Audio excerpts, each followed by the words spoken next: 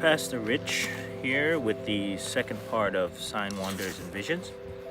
Okay, my prayer slash vision. I started to apply Jesus' teaching in my day-to-day life by genuinely expressing my love for him in the way I interact with all people, not just family and friends, but strangers as well, from the bottom of my heart. I had about 2 months of high school left to graduate when my dad decided to move about 3 hours away from where we lived. I told him I didn't want to go to have to start a new school when I was about to graduate. So I talked him into letting me stay with friends. Then he can come and get me after my graduation. I did not tell him that I wasn't sure which friend I would be able to stay with, but he agreed anyway. He then took out his wallet and gave me $500 bills and said, "I'll see you in 2 months." Okay, finding somewhere to stay. I had befriended a Sky Juice man over the years named Bigga. He was a person that sold a syrup and water mixture frozen for $1. That's Sky Juice, we call it, for a living. He was temporarily kicked out of his home by his wife and was staying in a one-room shack with a kerosene lamp, and would have food for when Patrick and I would visit. If he wasn't there, he would leave the door unlocked with a note saying we could help ourselves to some food which he had made. I shared my situation with Bigga. My father and the rest of my family are going away, and that my father and family was moving away. And as luck would have it, he said his wife told him he could come home, and I was welcome to stay at his shack for a while. And of course, I accepted the offer. As time passed, graduation drew near. It was about 2 weeks away. After leaving school, I arrived at the shack to find a padlock on the door and nowhere to stay. I walked the town looking for Patrick without success. I couldn't find him, and we have never been to each other's house throughout our entire friendship. So I didn't know where he lived. We just always met up after school, stuff like that. We just told each other where we would be after school, and we walked until we found each other. There was one friend who lived in the town, and I knew where he lived. I don't remember his name, but I went to his house and told him my situation, and he let me sleep in a shed he had next to his house. He brought me dinner that night and said he was sorry, but his father told him I could sleep there the night, but in the morning I'd have to leave. So I said okay, and I thanked him for the food. I spent a few days with nature on the beach and street corners and the storefronts after the stores closed. The money my dad gave me was spent about 2 weeks after he had moved away. Well, most of it. That was my teenage budgeting skills or ability. It was bad.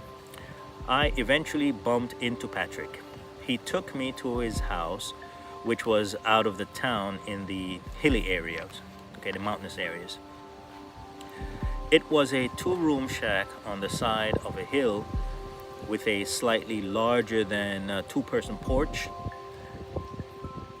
That night, while I was sleeping on a cot, I was awakened to the argument between Patrick and his dad. I heard Patrick, the words I heard as I woke was, "Him can't stay here." Patrick was saying, "Him can't stay," his dad was saying, "Him can't stay here." So, because of that was trying to kick me out. Patrick was cursing in some Jamaican words, and then I just pretended that I was asleep because I was scared, had nowhere to go, and eventually fell back asleep. And when I woke up, it was daylight and no one else was there. I know I had to leave, but I didn't know where to go. I stood on the porch and stared in the distance, thinking how I would survive the rest of the days. I started to pray to God and ask Him why I was going through this. Now here we go. I said, I will continue to follow you if I know that you're really there. See, my ministry is a ministry of truth and evidence, physical and spiritual evidence, or I would not be here preaching. I don't know why I said it, but I said it aloud. At this, what did I say? I said, I will continue to follow you if I know that you are really there, but I need you to prove it to me. That's what I said. So, afar off in the distance was a beautiful white cloud, and listen to this carefully, okay? Like a pot of boiling water, the cloud in front of me appeared to bubble, then stopped. I wiped the tears from my eyes and stared in disbelief. I was the first one to disbelieve it. So, not offended by you not believing, but your belief don't change facts. It looked like a face with full mustache and beard and hair down to the side of his face. It looked like Jesus, but made of cloud. My understanding what Jesus looked like from Jesus of Nazareth. As if that wasn't enough, again, I don't know why I said it, but the next thing that came out of my mouth was, God, please forgive my doubt, but I need to know you are really there. You care about me, and you know what I'm going through. Desperation. The cloud appeared to bubble again. This time, if you were to look in a mirror and turn your face to the right, I'm doing this for you. That's you looking at me. That's your right, my left. Okay. A side profile of a face. As I stared at it, I thought in my mind, why does it look so familiar? Then I said in my mind, that's me.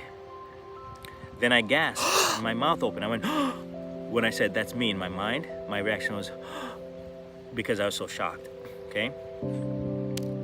Then I gasped and my mouth opened, and the image in the cloud mimicked my movement, literally mimicked my movement. At the same time, and right after that happened, at the same time I felt a presence to my left. I can't describe the presence, it was just there. So while that I felt the presence, at the same time that I gasped, I felt the touch on my left shoulder, and immediately my knees hit the floor. Immediately my knees hit the floor, and I burst out into crying, more likely wailing.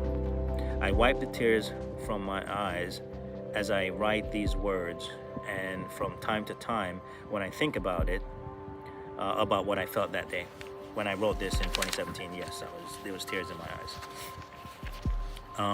And if I dwell on it and think about it, I don't anymore because it's too powerful. Okay, the feeling of what happened during that less than a second touch, okay? Since the summer of 1989, this is my first attempt at writing my experience of what I felt on that porch. And I wrote this in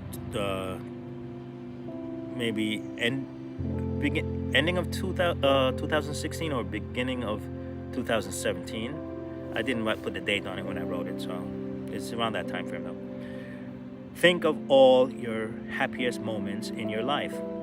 Think of compassion when you see someone sad and crying and you feel for them. Tears of joy and tears of sadness. The way you feel when you see your best friend or family member, a father, mother, someone you love, all at the same time. all that emotion in less than a second. If the way I loved Tracy fit in a single cell in the center of my heart, then at the moment of that touch, every cell in my heart screamed all those emotions at the same time. That's why my legs collapsed.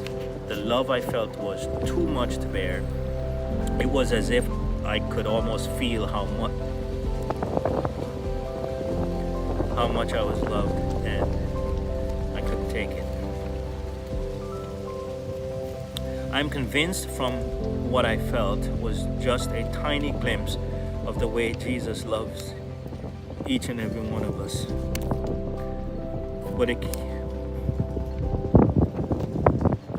it cannot be fully experienced while we are in human form, and we have to wait until we are born again and truly embrace His love.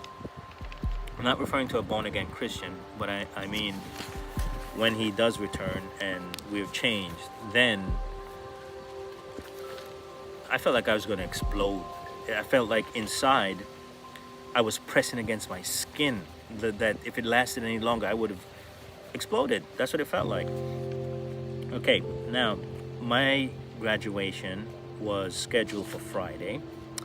I had an empty wallet in my back pocket, which I took out to look into. I know I had no money left, but I checked anyway and found a folded up piece of paper, which I unfolded and saw it had a name and phone number. I walked 6 miles to my school and asked if I could use the office phone. There were no cell phones in those days. I was the school head boy, so they allowed me. It was the Thursday before graduation. The next day, the Friday, was graduation. The number was to my mother in the USA. She answered the phone and I said, "Mom?" She said, "Richard." So that's how she says my name, Jamaican. "Richard?" And I said, "Yes." She said, and then I didn't even get to say anything. She just said, "You want to come to America?" But before she was done saying America, I said, "Yes." She then said, "Okay, may I go buy the ticket right now when me hang up the phone?" I said, "Okay." She said, "Just go to the airport and give them your name. The ticket will be there." I said, "Okay." She said, "See you tomorrow," and hung up. That day I spent the day begging friends and strangers until it was more strangers than friends. I had enough money until I had enough money for the bus ride that Thursday night. Remember, this was from the morning. I kept begging until the last ride from Montego Bay to Kingston. So I boarded anyway. So to Norman Manley International Airport, I slept on and off, not wanting to miss the flight. I think it was about 6 or 8 a.m. I don't know, maybe around 8 more in the morning. So on the day of my high school graduation, while they were probably calling my name, I was on a plane heading to the USA, and that's in 1998. So now, after that vision is when I realized I started to have dreams that come true. And there are 3 specific ones that God told me that even though they are of me, part of my life, they don't belong to me. I will explain that in the conclusion, 3rd part of this segment of my preaching / sermon, because again, this is all still a testimony of what God and Jesus and the Holy Spirit does in our lives. So I'm telling you, I'm teaching of a God that is alive. He is active in the world today, just as active as He was back then. The problem is the faith that we have, or the lack thereof. This is Pastor Rich. I'll see you in the conclusion in part 3 of Sign, Wonders, and Visions.